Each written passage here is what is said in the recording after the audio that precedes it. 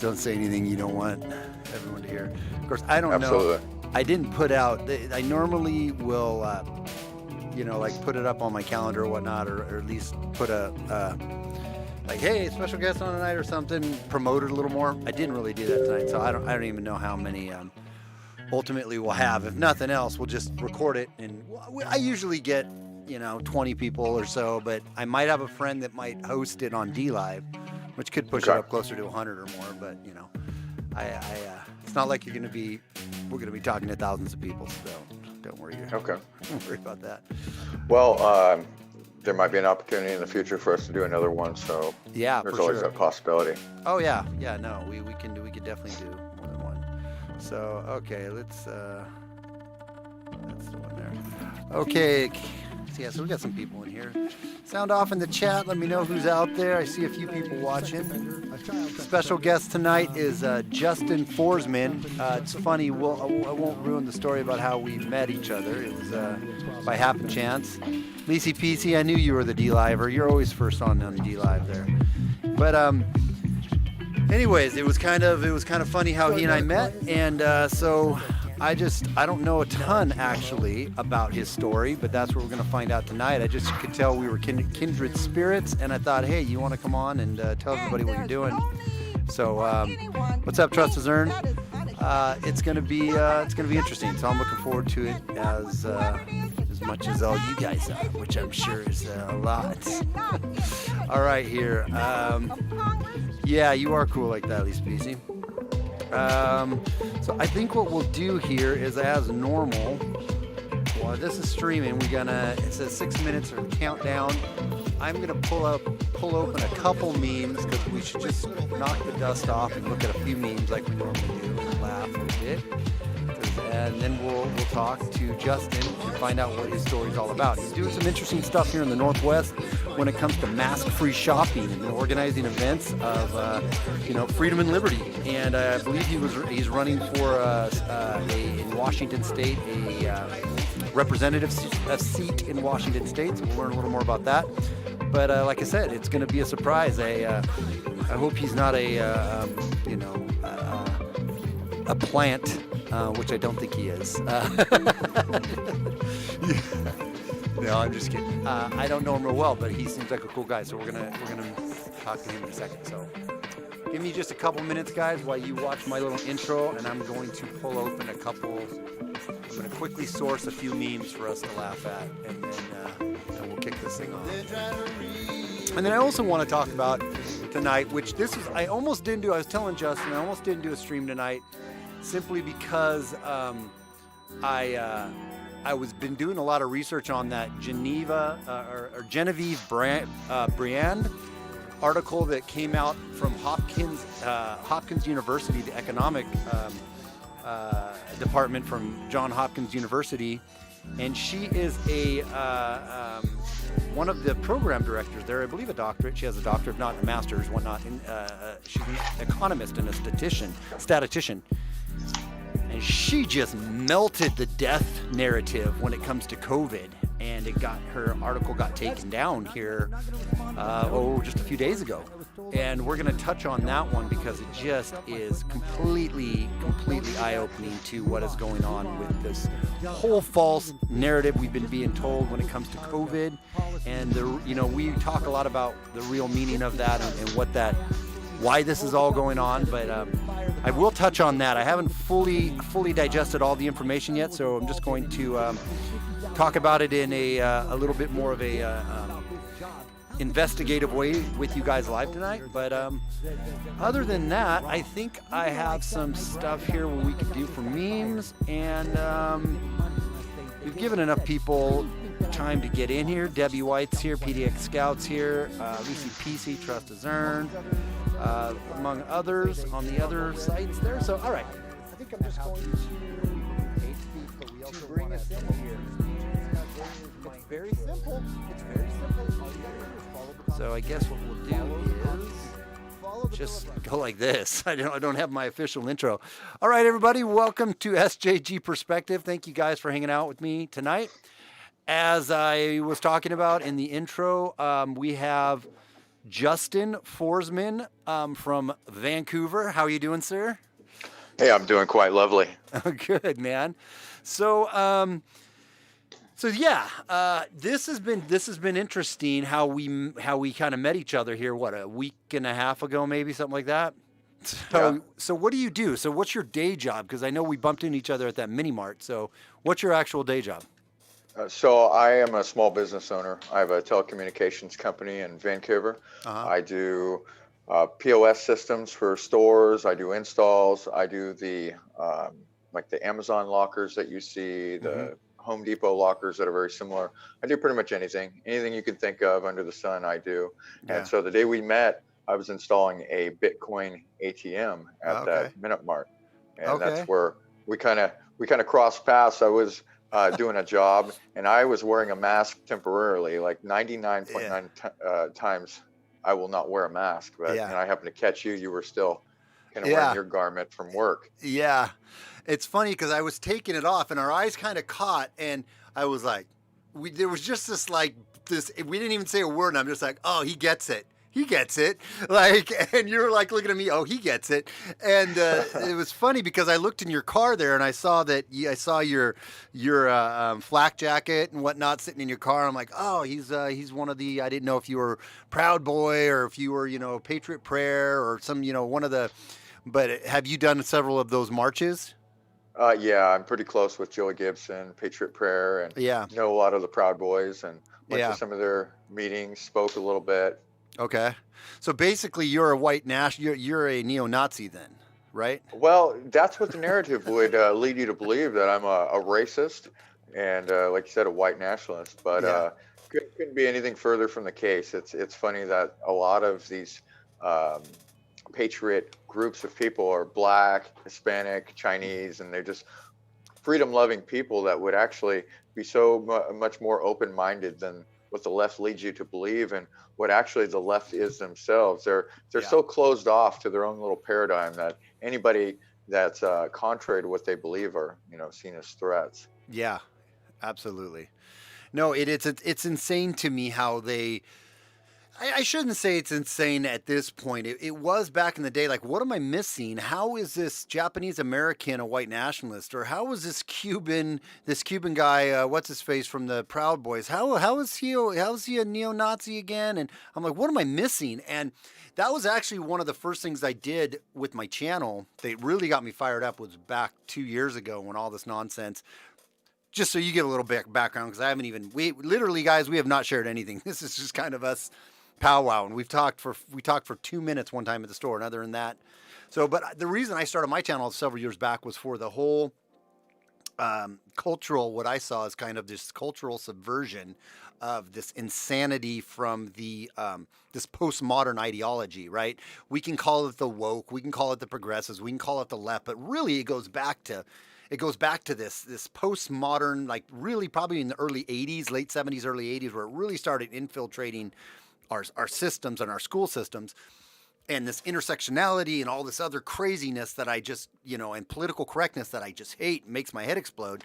That's kind of one of the reasons why I started my channel. And then I started figuring out and started doing some research on Antifa more and on Patriot Prayer and all that. And I wrote, that was the first song or video song, one of the first videos I put up. Well, maybe not one of the first videos. I did a lot of other commentary videos, but I don't know if you watch my MAGA song, my Make Antifa Go Away song.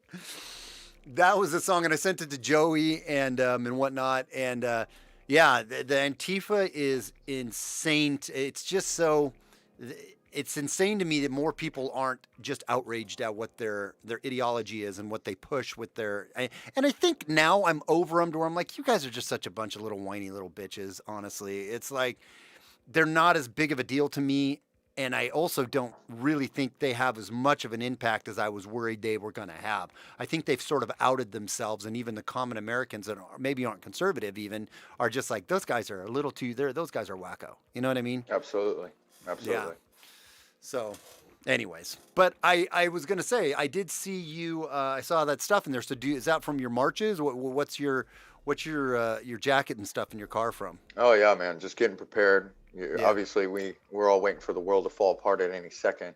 Yeah. And to think about not Proud Boys, but to think about Antifa and BLM. If anything, they gave more credibility to our movement. They brought more to our side. There Mhm. were just countless people that I talked to along the campaign trail, people who were lifelong Democrats that were like, I can't do it anymore. I Yeah. can't support somebody that would openly diminish the borders of our country, that would trample our freedoms, our liberties. I want a country for my children to grow up in. I might be, but I care about this country. I'm an American first. And so it just kind of touched my heart how many Americans that are standing up, crossing sides. And so it's kind of unfortunate. I don't know if we're really going to understand how many people really stood up and said no against people like Antifa and BLM because the fraudulency of the election. And we could see it in our own state here in Washington. Mm-hmm. There's a lot of allegations that Lauren Culp was ahead, and then all of a sudden everything just flipped within an hour's time at about weird. 8 o'clock. And so, yeah, it is weird. And there's a speculation that the voter rolls haven't been scrubbed in the last 48 months. And there's a lot of allegations. And I've talked to the elections department. They say, hey, there's nothing to see here. Everything's fine. Go look at the Secretary of State's office. But, the Democrats have been running Washington for quite a long time. Yeah. And it's not within their interest to let things, let go of their power and control. Right. Well, it's the same here in Oregon. I mean, like I'm in OC, that's where we met, right? I'm just down the road from where we met. But Oregon and Washington, they're like Siamese twins almost, if you will. They're connected at the hip. I mean, and they're both just as distorted and disfigured as countries or states, I think, as you can get. It's what they're doing. Have you been? Well, of course you have with your job. Downtown Portland is a shit show right now. It's disgusting. I hate going down there. Yeah. I don't want my family going down there. I've gotten pepper spray and given it to people because, like, hey, you go into Portland, you keep this on you at all times. Yeah. There's a lot of instances where, if you have a Trump sticker on your car, you're getting cussed out. You don't know if you're going to get stabbed. Yeah. We've seen patriots that have been shot. We've seen a lot of people that are assaulted. Odds are, if you're an elderly person, if you're a kid, if you're a woman, your odds of being attacked by these criminals are a lot more likely. If you're a man and you got some stature to you, you're not going to be challenged. But anybody who is perceived as weak, the left will go after. And I don't mean all left, but the communist leaning individuals. And to answer your question really fast about the flak jacket, we all got to get prepared. It's our responsibility. I have had to do a lot of things to get prepared. Food, water. We all need supplies. If we don't have 6 months of supplies on hand, we're really putting our family at a disadvantage. And I can't do that. I'm not going to be a victim, and I won't be treated like a victim. I don't have that kind of mentality. And so I just urge everybody to get prepared, and whatever that means for any individual. I can't tell you whether that's weapons, whether that's ammunition, whether that's food, water. That's up to you. But being prepared is very important because we have very uncertain times ahead. Yeah. No, it's so true. And these we're still mocked. The people who want to prep a little bit are still mocked by the zombies, I guess, is what I almost would want to call them, because even the left, I mean, the far left, the progressives, the one pushing these hideous agendas, we know who they are. We can see them, and especially people that are on the right are woke up to this. The conspiracy theories, to anybody who's paying attention, aren't so conspiratorial anymore. You know what I mean?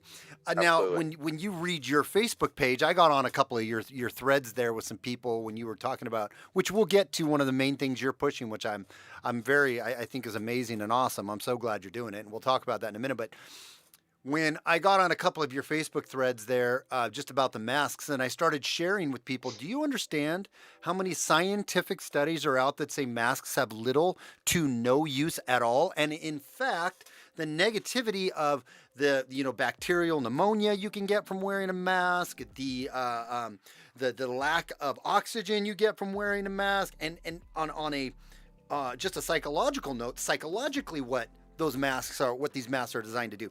Anyways, but just sharing those kind of, studies or concerns. information, people just mock you. They're like, oh my God, you're such an idiot. You're so stupid. Okay, masks don't work. And then they share stupid memes of like, trying to disprove, which I think memes are very powerful, but they can also be misleading, let's be honest, because they don't show the whole picture. But it's amazing to me how many zombies are out there that just believe what the news has to say, and they hate Trump and they hate the right so bad that whatever the news, which is 95% completely left-leaning and more so even than just left-leaning, hard left, is going to tell them, right? And they're zombies. We're dealing with zombies right now. Well, it's funny that they've pushed the narrative that you support Trump if you don't like wearing a mask. And so they've basically demonized it. And like you said, anybody in their right mind knows the masks don't work in the first place. And if you wear them to protect other people, nobody's verifying whether these are brand new masks that people are wearing. Often people are reusing these masks over and over and over. And how often are people washing them? And so, like you said, you're harboring bacteria, you're harboring the virus, it's festering. They don't care if you touch things. They just want your face covered, but they don't care. Whatever you touch, just, touch it all. It's fine. As long as your face is protected, everything's all good. And I'll just say touching things is probably more dangerous than breathing in proximity to each other. I mean, we don't often wash our hands, I'd say, like a lot of people. You go and you touch a million things, you touch your face, you shake hands, you touch the keypad, you touch your debit card. Our phones, on average, are, I think they said, more dirtier than a toilet seat on average. I know. And we're just sticking them up to our face all the times. And let's be honest, everyone's taking their phone with them to the crapper when they're going to the bathroom. And let's also be honest, many people are like, man, I don't need a wash, I'm good. But you're definitely not washing. Even if you wash your hands, you're not washing your phone. You're not, and it's legit got poop feces all over it when you take it into I know it's gross, guys. I'm sorry. This is real talk with Steven right now, right? This is the truth of the matter. And so it is, it's just insane. It's just, and I'm getting more and more, I let it go for a while. Like I haven't been, I bounce, you'll have to forgive me, Justin. I do have a bit of ADHD and I bounce all over the place because I'll squirrel and I'll remember something. I was all on the election before it happened, kind of telling my audience and reading about how what we're witnessing is a color revolution. This is a coup taking place. Even before the election happened, I called a lot of the stuff from some of these articles that I was sharing with people. I didn't necessarily call them, but I shared information that I had been reading in articles that is coming true, just by the line, just by the book right now. And so I've kind of turned my attention away from it a little bit. And I still know a lot of my audience and a lot of people still are very much into the election and Trump is going to win at the last minute. He isn't going to win. To me, it's just showing once again how rigged our system is. And until people wake up and whoever is inaugurated on the 20th, half of the nation, the other half of the nation is going to wake up to this is crap, And so, because if Biden, let's say Trump does get put in, well, then the other half's going to think it was completely bullshit that he did, when in reality, that'll probably be the fairest thing. But if he is put in place, I keep saying this to people, I believe it's only because the deep state, if you will, the powers that absolutely screwed up this election and absolutely have been stealing this election. If they put Trump back in office, it's because they want to ignite a full-fledged a full-fledged confrontation. Like they want complete meltdown. If they put Biden in, it's because they know you and I, even though we're going to rise up and we're going to be angry and raise our voice, we're not going to go burn half the country down like the left will if Trump gets in. So if they want the country to burn, then they're going to put Trump in office. They're going to switch it back and put Trump in office. That's how I feel. And people are like, well, how can you say they'll put him in office? And I simply say, this is not me being against Trump or me not being a conservative or me not being any of those things. I have my issues with Trump.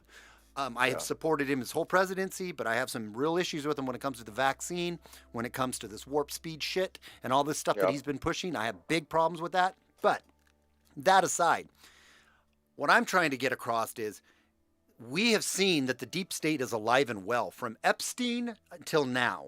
they have revealed that they do not care if we know that they are out there and pulling the strings. And I think that they are literally almost just mocking us and in the open, laughing at us. To anybody who's paying attention, they're literally laughing at us and saying, "We're in control. What are you going to do about it?" And They're until doing it people all in start, broad daylight. yeah, right in broad daylight. So until people literally rise up and say, "Okay, this is what we're going to do about it." And when I say that, I don't mean rise up and start shooting and killing people. I'm saying rise up and stand up for your rights and don't back down to whatever's coming. That's what I mean by that. And then that might mean whatever that means. But that's where we need to get. We need to get back and push back on them. And hopefully we can pull the law enforcement along with us to where the law enforcement is going to not enforce these unconstitutional, authoritarian, totalitarian edicts from our governors and our rulers on high. And we're going to give them the finger and say, no, we're not going to do that. And if they would do that and the people would just simply ignore them, what power do our governments have? None. You think Kate Brown or Jay Inslee or Gavin Newsom or Cuomo is going to literally, if they don't have the law enforcement behind them to enforce these completely unconstitutional laws, then they can't enforce them. But people are so, going back to the lemmings and the zombie, and I know I'm talking a lot and I'm going to hand it off to you. The people are going along with it, and that's where we need to wake people up to, and hopefully a certain faction of the law enforcement to wake up with us. No, you're absolutely right.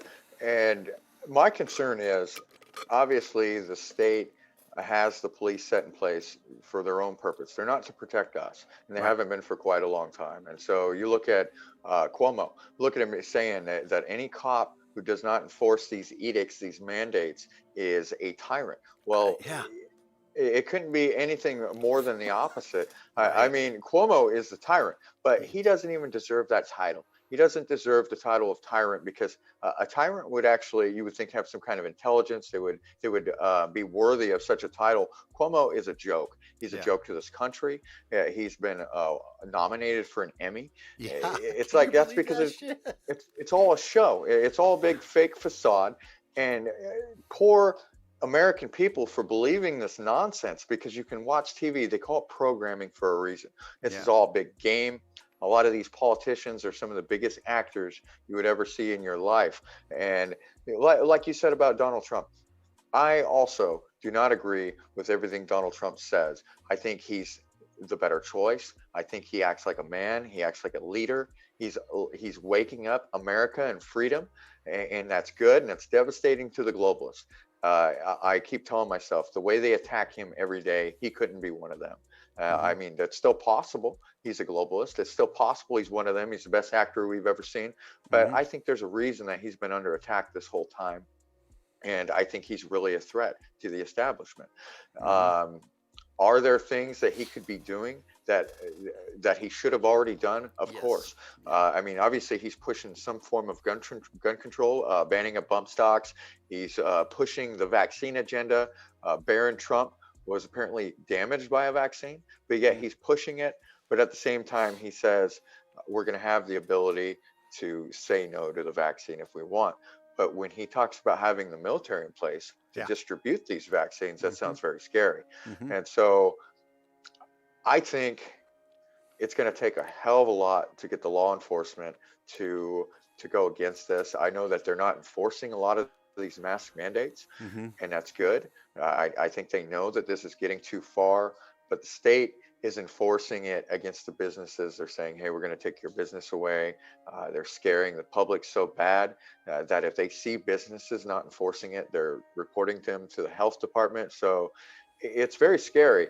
And I don't know how many of your viewers are familiar with the movie Zeitgeist, but in the movie, they said a lot of these measures and a lot of these mandates and a lot of these things that they're going to force upon us won't need to be forced. We'll beg for them because we'll be so propagandized.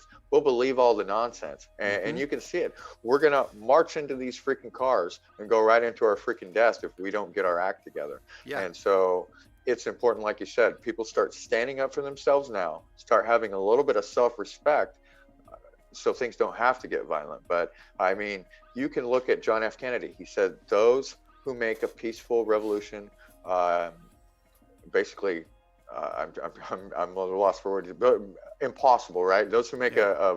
a peaceful revolution impossible make a violent one inevitable. And Right. that's because we only have so many options. And if our whole elections are based on fraud, then we have no other option. We're Yeah. completely, controlled. We're basically um, captured by Hmm. globalist forces, kind of like Yeah. Alex Jones says. It's a true statement. Yeah. No, and and Alex is some guy that I followed. I followed him a lot back in the day. I don't know, man. I have my questions about him a little bit. Yeah. Because he's so over the top at times. I've wondered, are you a shill? Are you just a shill? Like, but I don't know about Alex Jones. I'll tell you the people that I do have a lot of respect and trust for, and that have never been sensational and are great with, and you probably follow them. Maybe you do, maybe you don't, but really good with their journalistic or investigation or investigative journalism.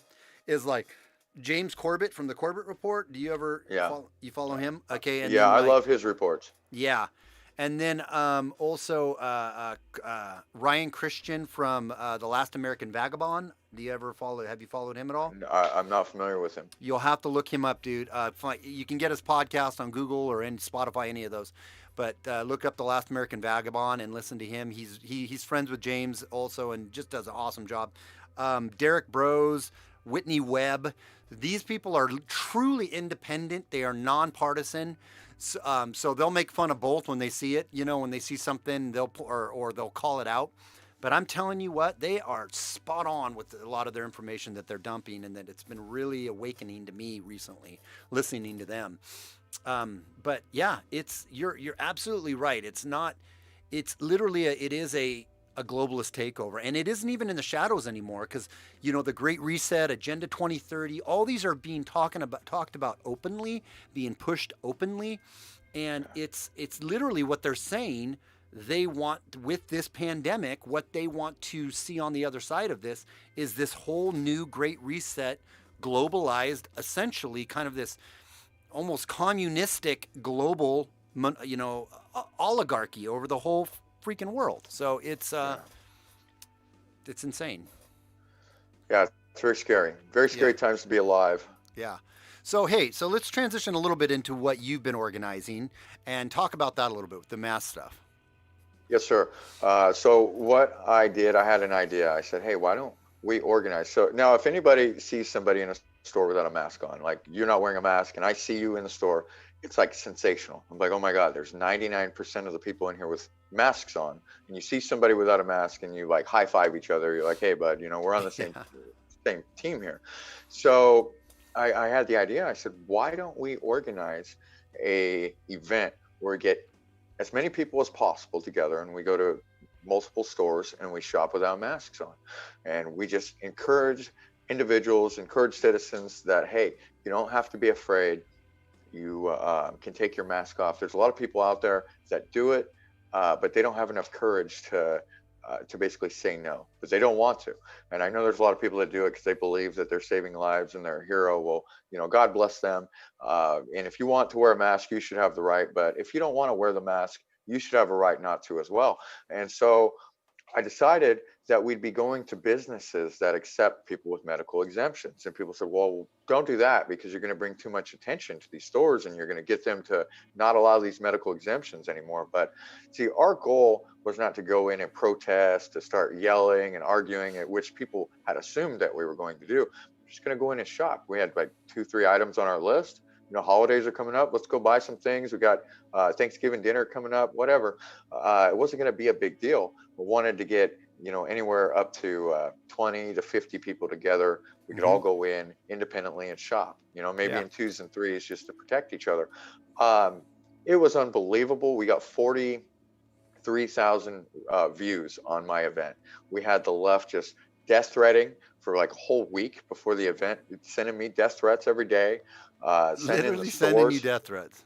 Absolutely. I had to file a police report and start sending them screenshots of all these, just in case. I'm like, well, one out of these 20 people, I might have to take serious. You get 1 or 2 death threats, you're like, oh, whatever. But you start getting like in the upwards of like 20 or more death threats, you're like, well, one of these people might actually carry this out. So I wanted to document it just in case. Yeah. And so we're getting these individuals, mainly BLM and Antifa rather, to send threats to the stores, any surrounding store we're going to meet at the Chuck Love, Mill Plain, Fred Meyer. So any store that surrounded that within however many miles, people were calling and threatening, you better not let them in. We've called the health department. We called the cops. We called the sheriffs. Don't let these people in. So when we did the event, I mean, people were so freaked out. I mean, they had like 3, 4 managers at each door, and they're following us around the store. Can I help you? Can I help you? I said, no, we're just shopping. We just want to get a couple things, and we want to go. But it was funny, with all the threats that we had gotten from the left, one individual showed up with his phone from a distance to record us a little bit. And they were just trying to scare us and trying to intimidate us so that we didn't carry this through.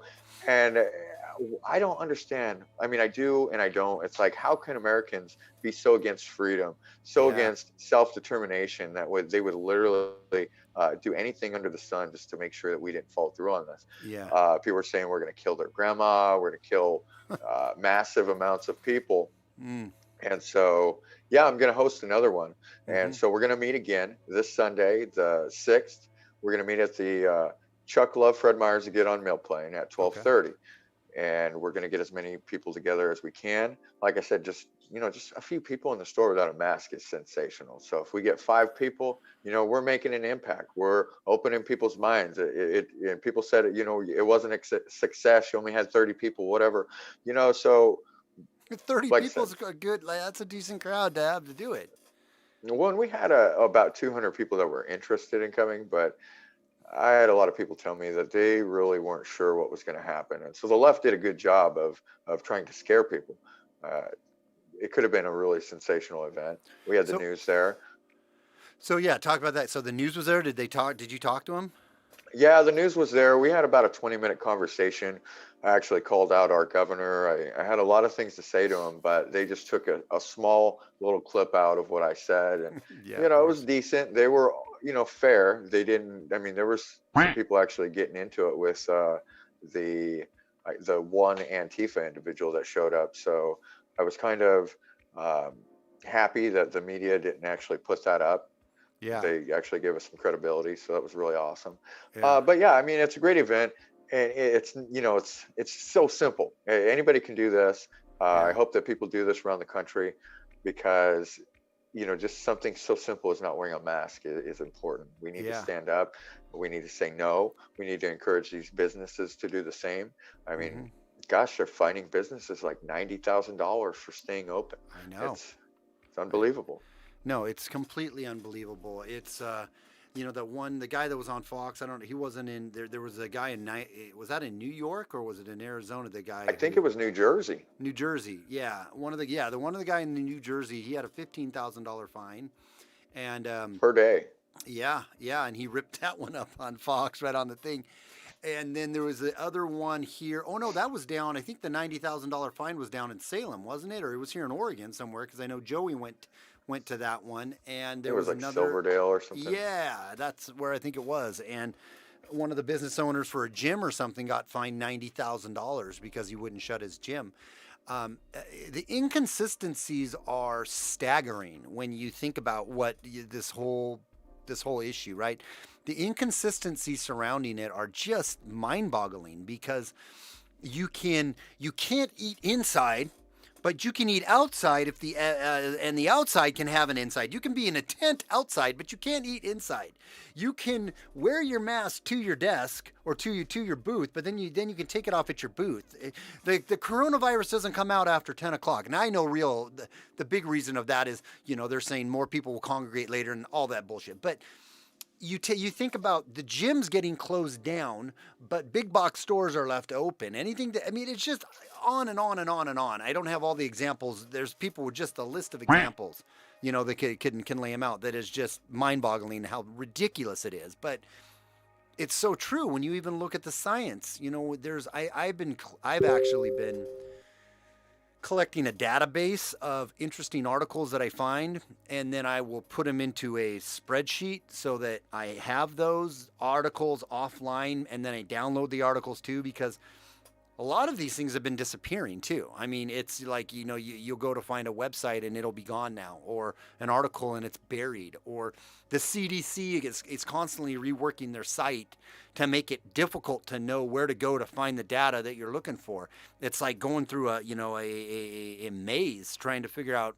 They make it confusing on purpose because they don't want that information easily, obtainable. That's absolutely right. And like you said, with making people eat outside, I mean, this is freaking wintertime. I mean, what if they do not want us to get sick? Why are we eating outside?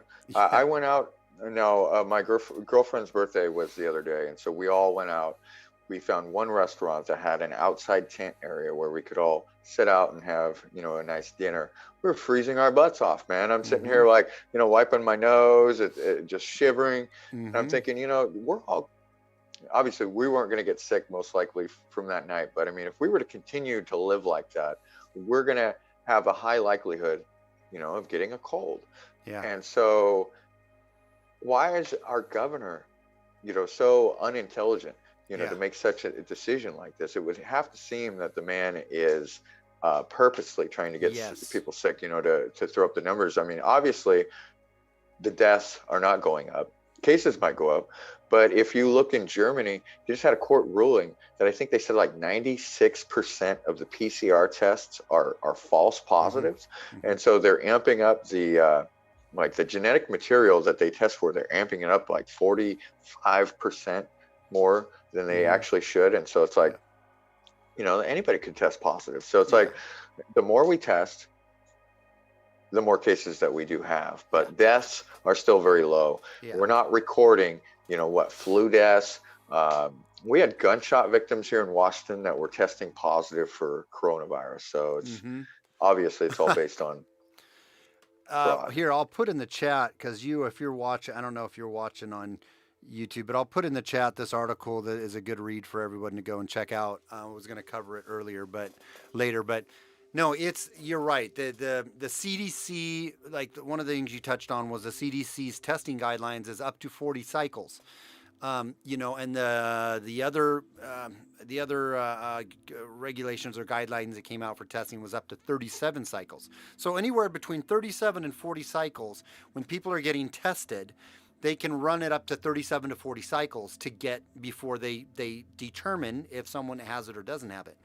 Well, even Dr. Fauci came out a few weeks ago and said any test that's ran above 35 cycles is worthless, because it's going to have no meaningful response. You're going to get no meaningful data out of anything over 35 cycles. And the CDC guideline says that they can test up to 40 cycles. So what does that tell you right there? Is that the PCR testing, exactly. That I think technically they say it's 30% on the PCR is a false positive, but when you take into account the cycles that they're testing up to, it turns into like a percentage of it being closer to 80% that you're not going to get the right response on your test. And then another thing they're doing is, let's say I tested positive for it, and then I go to work or I stay home and then I test positive and then I test again. Every test I take counts as another positive case towards the ultimate number of cases. And another thing they're not telling people is that being infected, testing positive does not count as having a case. A case is somebody who is fully infected, is in the hospital, or is having serious, not asymptomatic, is actually having to see a doctor. That's what an actual case should be. But they're convoluting cases with people who just test positive for it. So it's insane the way they're playing with the numbers. And this is the thing they do to confuse people. They play with the numbers all over the place, and they make the data hard to find, and they just blast it out on the media, and these bullet points from what they want you to hear. We're in a mind. This is MK Ultra shit going on. It's literally a mind control thing. It's literally propaganda that we're being fed completely. Yeah, well, and I find it interesting. The man who invented the PCR test said you can't use this test to diagnose an infection. And so what are we using it for? And half the people, or even more than half rather, how many times do you test these people that don't even know they have coronavirus. Now, if you don't even know you have the virus and you're testing positive, I mean, is it really that serious of a virus? Exactly. Absolutely not. Right. And you could do the math, look at the number of deaths, compare that with the population, and you'll see that you have a 0.00016 percentage of a death rate. And so, Yeah. I mean, it's fractions of a Yeah. percent. It is. It's I actually did a video on that where I talked about from Dr. Michael Ryan from the World Health Organization like a month ago. If you go to the World Health Organization's website and you scrub about 3 or 4 hours of video, that the video is only hosted on their website. It's not on YouTube or anywhere else. But I stumbled across it. Actually, I stumbled across it through The Last American Vagabond.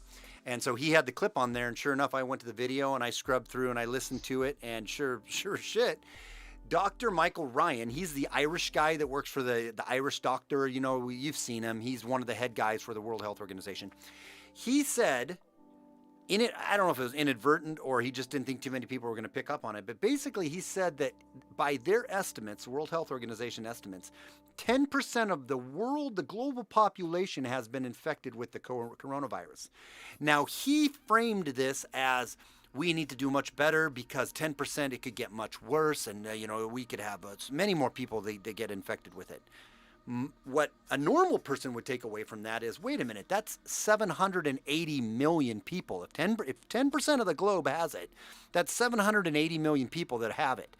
That means it puts it just like what you exactly just said, IFR, infection fatality rate at like 0.0012 to 0.0014. If you get the virus, that's 1/16 of 1% chance that you're going to die if you catch this thing. It's literally that insane that this is what we're doing over this. And anybody that has their eyes opened understands, I think starting to understand, I think it might be starting to kick off with more people. This is literally a false flag that we're all right in the middle of. This is a complete psyop, a disinformation psyop that we're all playing along in the middle of right now in the real world. It's like we're in the flipping matrix. It's insane to me. Yeah, I mean, I was a little concerned in the beginning, when they said, hey, we're going to need 2 weeks, whatever. I was like, fine, whatever. I'll have a little vacation. It'll be nice. Get to kick it, spend some time with family. Well deserved. And then you start seeing, there's like, they're sending all these trucks. They're filling them with dead bodies. The hospitals are packed. And then you see people's videos going to the hospitals the next day or hours later and showing that the hospitals are just vacant. The emergency rooms are empty. These trucks aren't there. It was all staged, like you're saying. It's all just a big psyop. And it's like so many of us have become like investigative journalists during this whole thing, because it's like you can see the fraud. It's a lot of this is BS. And if you could, it's just so sad that our media is just so corrupted and biased, because if they actually reported what's really going on, a lot of people would be very awoken to this. And so I think one of our biggest enemies is the media. It is. And they tell Trump, that he's a dictator and a tyrant for going against the media. But I mean, they're enemies of the state. They really are. And look at how many of the media organizations are owned, by the elite. I think they said gosh, I can't even remember the number anymore, but I'd have to say upwards of like 90% of the media is owned by just a small few companies. Yeah. And they're all tied off to, the Rockefellers, Soros. I mean, Bill Gates owns MSNBC. I mean, come on now. Yeah. So yeah, we just gotta get the message out there. So platforms like yourself, obviously, there is a lot of speculation about Alex Jones and who he really works for. I don't know. I get some good information from him, so I'm thankful for that. Corbett Report, I really love him. I like the expose he did on the Oklahoma City bombing. I learned a lot of great things. Didn't know that that man worked with the intelligence, and that he definitely did not act alone. And so we just need more independent sources getting this information out there, because I mean, how many of our country still thinks that 9/11 was not a false flag operation, and that obviously World Trade Center 7 was a remote controlled demolition. I mean, there's Right. audio of them saying, take the building down. And Mhm. so as long as we have our media that is covering things up like this, No, right. we're, Yeah. we're in danger. Yeah, I mean, I have a series. I mean, I'll take your tinfoil hat. I see your tinfoil hat, and I raise you a tinfoil hat because I actually I was doing a series that I'm going to get back to on how we didn't go to the moon. I mean, just a fun one and it funny and laugh, but I believe we didn't go to the. I legit believe we didn't go, but Yeah. but no, I think the bigger, and so I mean we're losing like with anybody who's watching this that is still blue pilled or whatever color you would call it. They're laughing right now, and you guys can laugh all you want because the stuff that I believe I have enough, even if it's only circumstantial, which I have more than circumstantial. It's plenty enough to convict somebody in a court of law, like when you start digging into some of this information. But ultimately, our government lies to us under the Smith-Mundt Act that was rolled back under Obama in 2012. Our government is legally allowed to propagandize us, and they are propagandizing us without a doubt. It's not even a question that they work with Hollywood. It's not even a question that these mainstream media outlets from CNN to MSNBC to ABC, CBS, all these, it's not even a question that they have connections with the CIA, that they're fed information, that it's propaganda. And we just need to, I think someone in my chat put the Great Awakening versus the Great Reset. And that is really what we need, is that Great Awakening. So, yeah, man, I appreciate you and I appreciate what you're doing. And, give a shout out where people can go and like your page. Where can they follow you at? Well, just search my name, Justin Forsman. You can find me on Twitter. You can connect with me. Find me on Facebook. I have a Forsman for Freedom website. I have Justin Forsman for Freedom on Facebook. That's where the mask-free shopping event is located. Come on and send me an invite, send me a like, whatever. I'd like to see as many patriots as we can get to this event. Like I said, 5 people is a lot. If we get 10, we get 20. We're not getting as many views as we got last time because I think the left went ahead and got all their little anger out. Yeah, exactly. We're being shadow banned as well, I believe. And we've been reported to Facebook so many times. It's just absurd. We've probably been reported to that we're violating some kind of terms and conditions probably about 100 times. And people are doing it over and over again. And so, the cops are not concerned about the mask wearing. They said, hey, if anything, if you're getting unruly, we might educate you a little bit, but we're not going to enforce it. So in Washington, we have a little bit more freedom because it sounds like the governor, Oregon, Kate Brown, said there are no medical exemptions. And obviously the ADA does not stop during a pandemic. And there's legal articles on that, that the stores still need to accommodate people with medical exemptions. And I think that if you got some money, there could be some really good legal arguments made about all of this, because obviously it's like a prison. Suicide rates have gone up 200+%. They're still going to go up. If Biden gets in office, this whole economy is going to tank. And so I'm praying that Trump gets, in office just so we don't go into a full-on depression. We're already in a depression, but do we want to all be living in our cars? Yeah, no, and the scary part about that is we're not even going to see the economic impact of the trillions of dollars that we had to spend on, and we could get into why that was all that I think could also be another cover, not necessarily from Trump orchestrated more than the deep state orchestrated, of really all this money that was just flushed into anyways. But we're not even going to see that. We're already going to see that here in this next year and 2 years down the road. We're already going to see the ramifications of that. You're absolutely right. If I've said the same thing to my wife, the things that I'm frustrated with Trump about, I still would prefer he would be in there, because it gives us a few more years to get a little more prepared before the shit really hits the fan. Because if Biden gets in there, the shit's going to hit the fan immediately. So, yeah. It's definitely pretty crazy. But go ahead, man. Well, I was going to say, for selfish reasons, and for the preservation of our freedom and liberty, I want Trump to be in there. I feel like he is, you'd call the better of two evils. I'd say he's definitely the better.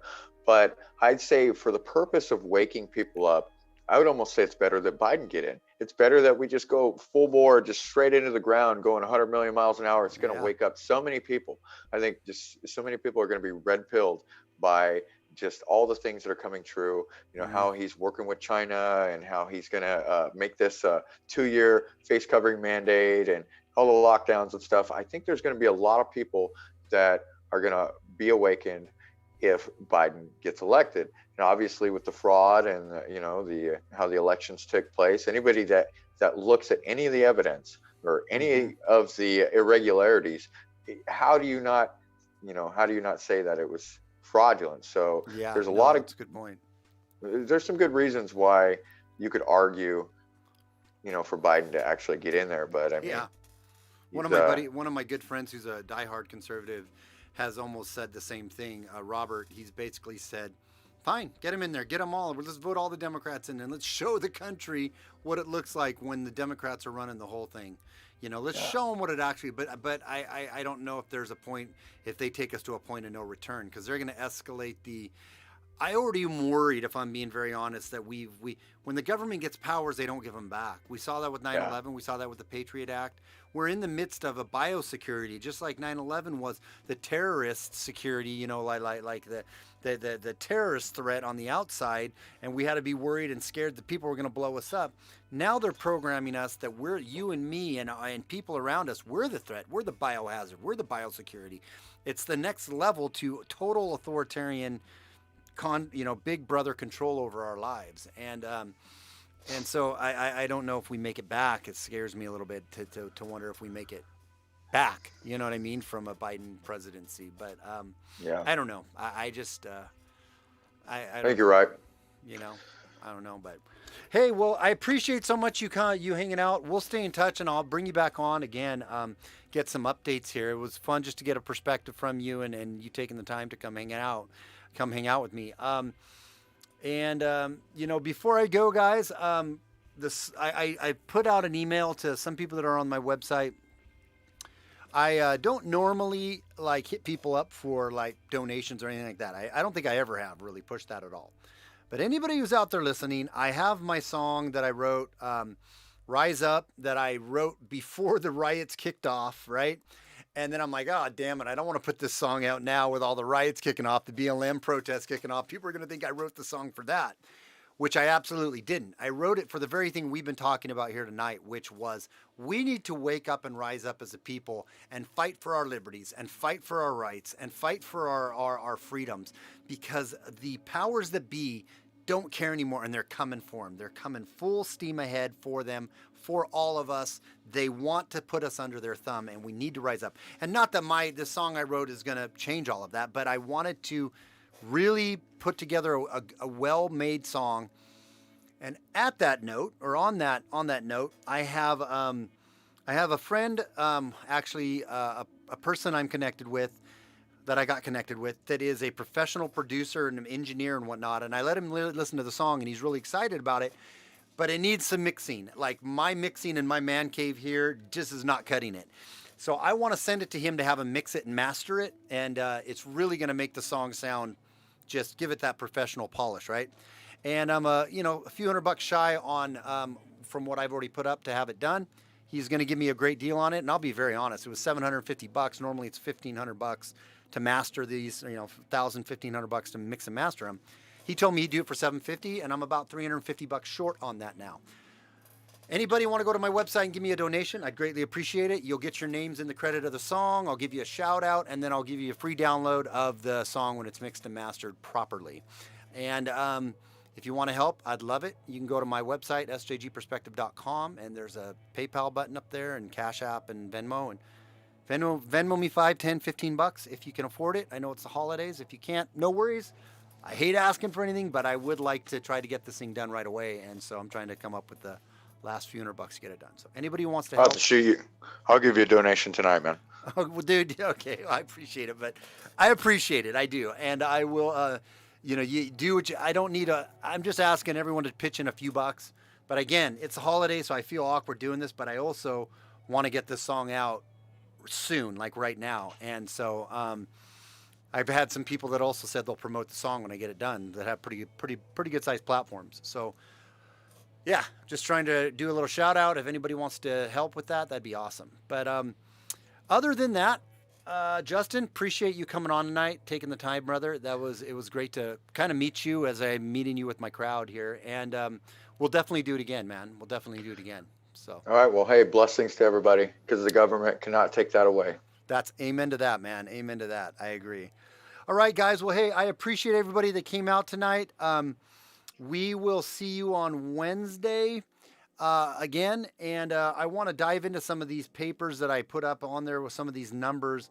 This article Genevieve Brian came out with showing that these COVID deaths, that the CDC is actually, she took data straight from the CDC, and she's saying she's given them the benefit of the doubt because she works for Johns Hopkins University in the economic department. So she's given them the benefit of the doubt that there was just a miscalculation. I think we know that it isn't a miscalculation, it's intentional. But basically, it just shows that there really hasn't been a rise in excess deaths. They've just been playing with the numbers, as we all know it. But she lays it out and proves it in black and white. And she's an economist, again, for the Johns Hopkins. So we're going to cover that on Wednesday. And until then, you guys, as always, without fear or animus, we will talk to you when we see you next time. Have a good night, guys, and appreciate each one of you. See you later. Bye. Hang on one second, Justin.